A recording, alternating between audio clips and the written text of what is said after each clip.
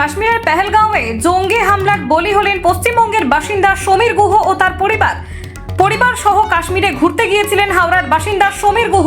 গত 16 এপ্রিল স্ত্রী এবং 16 বছরের কন্যাকে নিয়ে তিনি কাশ্মীর সফরে যান। প্রাকৃতিক সৌন্দর্যের টানে পেহেলগাঁওয়ে পৌঁছালেও সেখানেই ঘটে মর্মান্তিক ঘটনা। আমি তো এই কথাটাই বলতে চাই।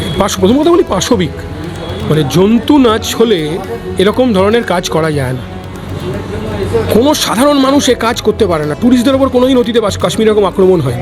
তো যারা আস্ফালন করছিলেন 3 দিন আগে তো নাকি অমিত শাহ ওখান থেকে ঘুরে এসছে। কেন্দ্রীয় সরকারকে দায়িত্ব নিতে হবে। কেন্দ্রীয় সরকারের ইন্টেলিজেন্স বারবার করে ফেল করছে। আজকে আমরা যার বাড়ির সামনে বসে আছি, কথা বলতে পারছি না পরিবারের সাথে। কী অবস্থা পরিবারগুলো, কল্পনা করা যায় না। কেন্দ্রীয় সরকারকে ঘটনার দায় নিতে হবে এবং যে জঙ্গি গোষ্ঠী এ ঘটনা ঘটালো, পাশবিক ছাড়া, জন্তু ছাড়া এ কাজ করা যায় না, এ কল্পনা করা যায় না। আজকে বাংলার 3 জন প্রাণ গেল। এখন এ ঘটনায় রাজনীতি না করে আমাদের মনে উচিত সব রাজনৈতিক দলকে এই জঙ্গি সংগঠনের বিরুদ্ধে কেন্দ্রীয় সরকার যেন ব্যবস্থা নিতে পারে। আর নতুন করে আর কি বলবো আপনার,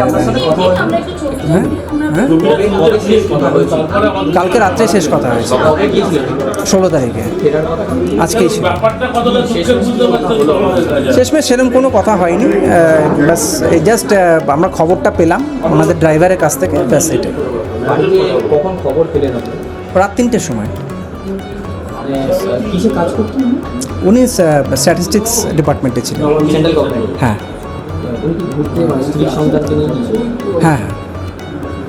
এখন মানে আপনার দিদি বা ভাগ্নের অবস্থা মানে ওনারা ঠিক আছেন আপাতত, মানে ফিজিক্যালি ঠিক আছেন আর কি। মেন্টালি। আপনার নাম? সুব্রত ঘোষ।